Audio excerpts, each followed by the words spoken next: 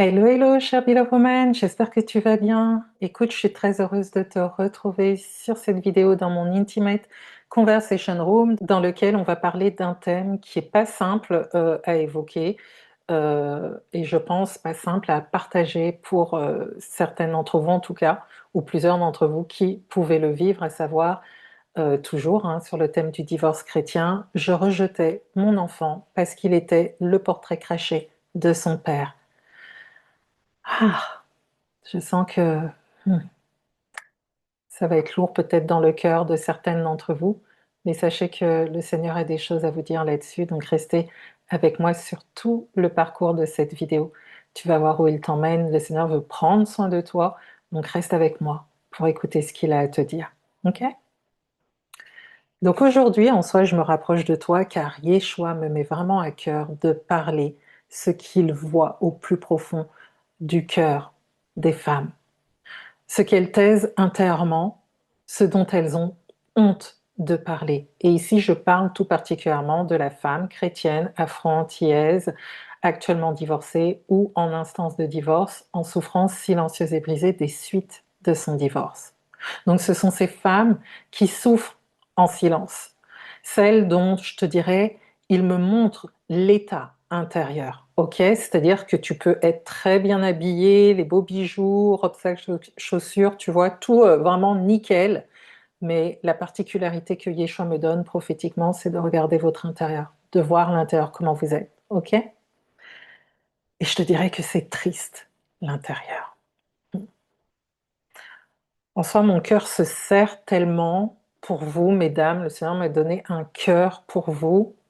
Mais waouh! J'aimerais vous poser une question, vous qui êtes justement ces femmes chrétiennes afro-antillaises, actuellement divorcées ou en instance de divorce, en souffrance silencieuse et brisée des suites de votre divorce.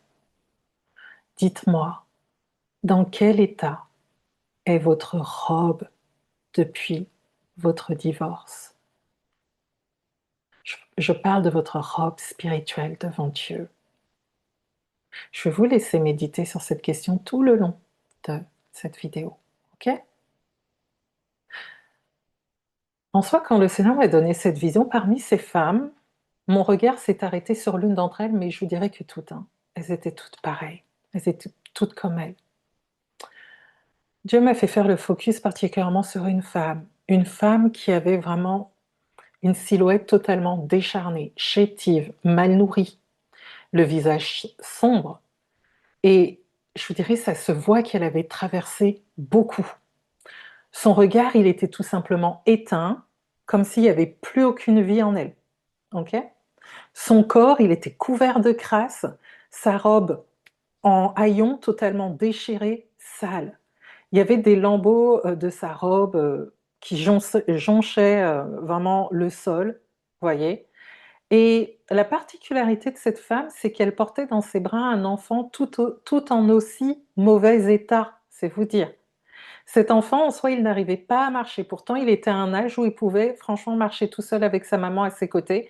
Mais la longue marche que cette femme avait entrepris après son divorce dans sa vie, cette marche de continuité, alors que je vous ai dit que après le divorce, vous devez faire un restart, vous devez redémarrer votre vie en Christ. Vous ne pouvez pas juste la continuer comme ça et faire comme si de rien n'était en, en partant sur les mêmes bases qui vous a conduit au divorce. Vous aurez le même résultat, peu importe dans quel domaine. Vous voyez ce que je veux dire? Il y a un moment donné où il faut s'asseoir avec Dieu et revoir tout ensemble. Et là, vous voyez que l'enfant lui aussi subissait cette marche fatiguée, cette marche après divorce, ça impactait même l'enfant. Et ils étaient tous deux comme désorientés, déshydratés, une vraie désorientation après divorce. Tu comprends? En soi, c'était pas une marche de joie, d'épanouissement et d'espérance en Christ que vivait cette femme avec son enfant, c'était une marche de survie. Où en es-tu, toi, chère Beloved Woman? Où te trouves-tu dans tout ça? Toi, si peut-être tu n'as pas d'enfant, toi, oui, seul, mais toi, si tu as des enfants, comment te situes-tu? Comment est ton état intérieur? OK? Si tu ne me connais pas, je me présente à toi, je suis la prophétesse Adélaïde Madiuma, je suis prophétique mentor du mystère caché, du cœur de Dieu, de l'expérimentation du lieu secret, de l'intimité avec Dieu, de la marche prophétique avec Dieu, du cœur à cœur avec Dieu, de la préparation des vierges sages. Et dans mon boudoir céleste, aux côtés de mes prophétiques mentors, nous accompagnons des femmes chrétiennes nées de nouveau, afro-antillaises, actuellement divorcées ou en instance de divorce, en souffrance silencieuse et brisée des suites de leur divorce. Et ces femmes, ce sont vraiment des femmes qui désirent vivre une reconstruction totale avec Dieu, c'est-à-dire rebâtir toute leur vie, mais franchement, from scratch. C'est-à-dire vraiment, on retourne à la terre, on retourne à la base. Vous voyez ce que je veux dire? Elles reprennent avec nous leur vie en Christ à zéro, sur les bons fondements. Elles restaurent leur alliance personnelle avec lui. Elles restaurent la couverture, elles retrouvent la couverture protectrice du Père sur leur vie. Elles restaurent leur relation avec lui dans leur lieu secret. Pour certaines d'entre elles, on l'appelle divin du lieu secret de Vierge sage, mais c'est surtout rebâtir leur vie entière, totalement avec lui et en lui. Et dans un lieu particulier qui est mon expertise, c'est tout simplement plonger dans les profondeurs du cœur de Dieu. Donc, ce matin, c'est vrai que quand j'ai reçu cette vision dans les profondeurs de mon lieu secret, Yeshua m'a intimé, mon bien-aimé, de lever le voile, je dirais, sur la souffrance silencieuse des femmes divorcées ou en instance de divorce afro-antillaises. Nous allons mettre en soi, en lumière, les pensées, les blessures et les combats silencieux que beaucoup de femmes, actuellement divorcées ou en instance de divorce, vivent sans jamais oser les exprimer, ou peut-être qu'elles n'ont pas d'espace non plus pour le faire. Donc c'est pas pour condamner, pas pour exposer, mais c'est pour ouvrir un chemin de vérité, de guérison, de repos dans mon expertise, le cœur du Père. Ok? Donc aujourd'hui, j'aimerais te partager une douleur, te parler d'une douleur dont presque personne ne parle. Celle, comme je t'ai dit, de rejeter son enfant parce qu'il est le portrait craché de son père. Celle de ne plus supporter son propre enfant. Peut-être que tu es concerné et aujourd'hui, ce sujet, il est là pour toi. Je vais être ta voix, ok? Je vais être la voix de Dieu et je vais te dire également, mettre en lumière tout ce que tu ressens. Et on va voir quelle solution est apportée, d'accord? Je te dirais, chère Beloved Woman, qu'il y a des douleurs dont les femmes chrétiennes ne parlent jamais, parce qu'elles ont honte en soi, parce qu'elles ont peur d'être jugées et parce qu'elles pensent être devenues de mauvaises mères. Et ça, c'est terrible quand tu as porté un enfant. Et pourtant, tu vois, dans mon boudoir céleste, nous avons accompagné dans un processus de reconstruction totale une femme justement profondément brisée par les trahisons répétées du père de ses enfants après son divorce. Et en soi, son cœur était tellement détruit qu'elle ne supportait plus le regard de son propre enfant. Pourquoi? Ben parce que cet enfant était le portrait craché de son père. Et chaque fois qu'elle regardait son enfant, la douleur remontait, la colère remontait, le rejet remontait, au point qu'il lui arrivait parfois de lever malheureusement la main sur elle sans raison. Cette femme, tu vois, elle souffrait atrocement de de ce qu'elle faisait vivre à son enfant. Elle essayait de prier pour combattre ce sentiment, elle demandait pardon à Dieu, elle essayait de lutter intérieurement, mais rien n'y faisait. Et Satan y allait avec toutes les pensées accusatrices hein, pour l'enfoncer encore plus dans le trou, tu vois. Et en soi, elle avait besoin d'aide, mais elle ne savait pas à qui se confier. Pourquoi? Bah, tout simplement par crainte d'être jugée par ses proches et son assemblée. Donc du coup, elle se refermait sur elle-même et elle souffrait seule, en silence. Elle était en soi prisonnière d'un ressentiment incroyable. Aussitôt qu'elle voyait son enfant, c'était pas possible, c'était incontrôlable pour elle. Aussitôt qu'elle se retrouvait dans la même pièce qu'elle, aussitôt qu'elle la touchait, aussitôt qu'elle l'entendait parler, c'était pas possible, c'était viscéral, elle n'arrivait pas du tout à créer de lien maternel avec son enfant. Elle supportait tout simplement pas sa présence. Je ne sais pas si toi tu vis ça, si tu as peut-être ressenti ça dans un stade de ta vie durant ton divorce par rapport à tes enfants, si ça s'est calmé, si c'est toujours là, mais il faut pas rester comme ça.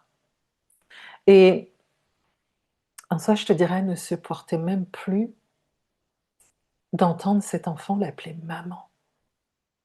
Elle ne ressentait aucun amour pour elle, seulement de la douleur, seulement du rejet, seulement du dégoût de ce que le visage de cet enfant lui rappelait l'erreur qu'elle avait faite de choisir cet homme en tant que conjoint. Donc, chaque jour, voir cet enfant lui rappelait la trahison, le rejet, l'humiliation, le déshonneur que son ex-mari lui avait fait subir. Alors oui, elle souffrait. Mais tu sais quoi? Son enfant souffrait aussi. Comment pouvait-il en être autrement en soi? Quel désastre émotionnel, présent et futur, pour un enfant en bas âge qui grandit en ressentant le rejet et le mépris silencieux de sa propre mère sans parvenir à comprendre. Ça détruit. Mm. Et je te dirais que même l'enfant qu'elle portait dans son ventre, issu d'une relation encore plus destructrice que la première, souffrait déjà d'un nouveau rejet. Et tu vois, cette femme, quand elle est venue nous voir, elle nous disait: «Elle voulait pas être ainsi» et nous, on l'a comprise, on l'a pas jugée, on a travaillé ensemble, vraiment à la libérer de ce ressentiment, de cette amertume, l'amener vraiment à travailler, tu vois, tout ça dans le concret. Ce n'est pas dans la prière que l'on le fait, c'est vraiment dans le concret et à restaurer justement sa relation avec ses enfants, voir son ex-mari autrement, et cetera, et cetera. En tout cas, s'affranchir totalement de ce vice qui est rentré dans sa vie, au travers de son divorce. Donc elle était pas un monstre, elle était juste une âme blessée. Mmh. C'était une femme détruite, blessée, abandonnée, trahie et épuisée intérieurement et qui ne trouvait personne pour l'aider à non seulement dénoncer ce qu'elle vivait, mais avoir les clés pour s'en sortir. Tu comprends? Et tu sais, chère, beloved woman, ce qui est terrible aussi, c'est que beaucoup de femmes vivent secrètement ce genre de choses, mais n'osent jamais le dire.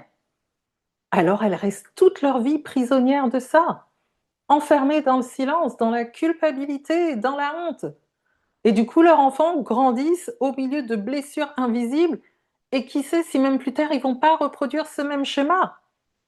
Donc peut-être que c'est ce que tu vis toi aussi dans ta honte intérieure, tu vois? Mais je te dirais que j'ai une bonne nouvelle pour toi. Sache une fois encore que Dieu ne te condamne pas. Il désire prendre soin de toi parce qu'il t'aime trop pour te laisser comme ça et il t'aime trop pour continuer ta vie après divorce sans être revenu à la base avec lui, de là où ça a capoté. Tu comprends? Parce que si tu ne règles pas là où ça a capoté avant même ce mariage, c'est-à-dire que plus tard, ça va te rattraper. Peu importe, comme je dis, peu importe le domaine. Dès qu'il y a une faille quelque part, la faille, elle va parler. Tu comprends ce que je veux dire? Donc, sache que ton Père céleste a un meilleur plan pour toi et pour tes enfants. Peut-être que ce sujet a réveillé quelque chose de profondément douloureux en toi aujourd'hui. Et j'espère que ce que je t'annonce aujourd'hui te donne une espérance de jours meilleurs. Peut-être même que tu as vécu toi-même cela de ta propre mère. Si tes parents étaient divorcés et que la relation avec ta mère, c'était pas au beau fixe et tu voyais qu'elle avait souvent de la hargne contre toi, de la colère contre toi. Elle te prenait toujours un parti et cetera, tu vois? Et je te dirais que malgré toi, aujourd'hui, tu réalises que tu es en train de reproduire sur ton propre enfant ce qui t'a autrefois détruite intérieurement. Alors la culpabilité, ben, elle devient encore plus lourde. Pourquoi? Parce que toi aussi, tu sais intimement ce que cela produit dans le cœur d'un enfant, de par ton vécu. Donc c'est double peine, parce que tu sais la blessure, tu sais le rejet, tu sais le vide, tu sais le manque d'amour, le manque de chaleur des bras de ta maman, la douleur silencieuse que cela laisse durant des années et la reconstruction que l'on doit prendre et qui met un temps, selon les cas, plus ou moins long.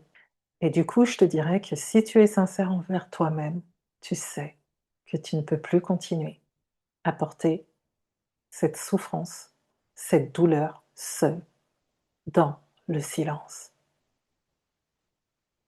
Donc une fois encore, chère Beloved Woman, as-tu vécu un rejet, une colère, un ressentiment, une douleur intérieure que tu n'as jamais osé exprimer après ton divorce? As-tu trouvé un lieu pour cela? Y a-t-il une blessure liée à ton divorce qui continue encore aujourd'hui à impacter ton cœur, tes émotions ou même ta relation avec tes enfants? Et qu'est-ce que cette vidéo a réveillé en toi aujourd'hui? Et tu peux le mettre dans les commentaires. Parce que peut-être que ce sujet a éveillé quelque chose de profondément douloureux en toi aujourd'hui. Et peut-être que tu t'es reconnu dans tout ce que je viens d'évoquer dans cette vidéo. Et sans doute que tu sais au plus profond de toi-même que porter cela en silence, ce n'est pas ce que Dieu te demande. Donc si aujourd'hui tu sens que tu es de plus en plus loin de Dieu en tant que fille de Dieu, si tu te sens spirituellement éteinte, brisée intérieurement ou enfermée dans des blessures liées à ton divorce que tu n'arrives à exposer à personne, dont tu ne trouves le conseil auprès de personne et que tu veux obtenir vraiment des clés, des conseils, des stratégies pour réellement t'en sortir et voir un mieux dans ta vie. Je te dirais que j'ai créé quelque chose pour toi de spécial. C'est un Céleste Guide gratuit qui s'appelle Away from God et qui est destiné aux femmes chrétiennes afro-antillaises actuellement divorcées ou en instance de divorce, en souffrance silencieuse et spirituellement éteintes après leur divorce. Et surtout, elles ont pour particularité d'être prêtes à tout pour retrouver Dieu dans leur lieu secret. Parce que je dis toujours, il y a tout dans le lieu secret. Je répète, il y a tout ce dont tu as besoin dans le lieu secret. Ne pas avoir de lieu secret, à cette époque-là même, c'est une pure folie. Le lieu secret, c'est là où Dieu vient te toucher, c'est là où Dieu vient te parler, c'est là où Dieu vient te guérir, c'est là où Dieu vient te donner ses directions pour ta vie, pour ta journée, c'est là où Dieu vraiment vient faire tellement de choses. Ne pas avoir de lieu secret. On marche à l'aveuglette dans notre vie en Christ et on fait des choix que l'on regrette plus tard. Donc dans ce Céleste Guide, chère Beloved Woman, tu vas découvrir 7 clés que je vais te donner, 7 clés prophétiques pour rallumer la flamme spirituelle de ton cœur refroidi dans sa passion pour Dieu après ton divorce. Mais également, tu verras toute l'étendue de ce que Dieu veut faire dans ta vie après ton divorce, tel que la restauration de ta relation avec lui dans ton lieu secret, la restauration de sa couverture protectrice et bienveillante en tant que Père céleste sur ta vie, ton alliance personnelle avec lui qui va être réparée, ton identité en Christ et de femme qui vont être restaurées, c'est ton cœur de femme qui doit être guéri et de mère également vis-à-vis de ton enfant, tes enfants. C'est également découvrir ta mission de maman sentinelle vis-à-vis de tes enfants et t'amener aussi à travailler cette relation toxique que tu peux avoir avec ton ex-mari pour justement réussir à l'après-divorce, hein, s'il y a des enfants, tu sais que bah, si le père est toujours en contact et tout, etc., c'est la croix et la bannière et on fait en tout cas ce travail avec toi justement pour t'aider à adoucir tout ça et ne plus avoir boule au ventre ou autre quand tu dois t'entretenir avec ton ex-mari. C'est également restaurer ton abondance financière et ta vision ternie du mariage. Il y a quelque chose, il y a une faille, il y a quelque chose que l'ennemi a semé pour que tu puisses être totalement dégoûté du mariage. Il faut aussi aller voir ce qui s'est passé dans le mariage pour t'aider à mieux avancer par la suite. Donc, si tu veux vraiment vivre tout ça, je t'invite à cliquer sur le lien dans la description, le lien Away from God, ou dans les commentaires, je le mets aussi dans les commentaires et retrouve-moi dès maintenant dans Away from God. Ce sera un espace que j'ai vraiment créé, un cocon prophétique entre Dieu et toi. Ça va être un temps pour que tu puisses déposer ce que tu portes, recevoir à nouveau l'amour du Père, le toucher du Père, la présence du Père, vraiment tout ce que je te souhaite, c'est comprendre ce qui t'arrive et commencer doucement à retrouver Dieu dans les prémices de ce qui deviendra ton futur lieu secret. Et tout ça, comme j'ai dit, sans masque, sans honte, sans peur d'être jugé. Parce que parfois, la première étape vers la guérison, cher Beloved Woman, c'est simplement d'oser mettre les mots sur sa souffrance. Et c'est tout ce que je te souhaite. Dieu ne te condamne pas, mais il t'aime trop pour te laisser dans cet état-là. Prends soin de toi et n'hésite pas à me rejoindre dans Away from God. Que Dieu te bénisse et comme j'aime à le dire, l'essentiel, c'est de demeurer. Ciao, ciao, bye.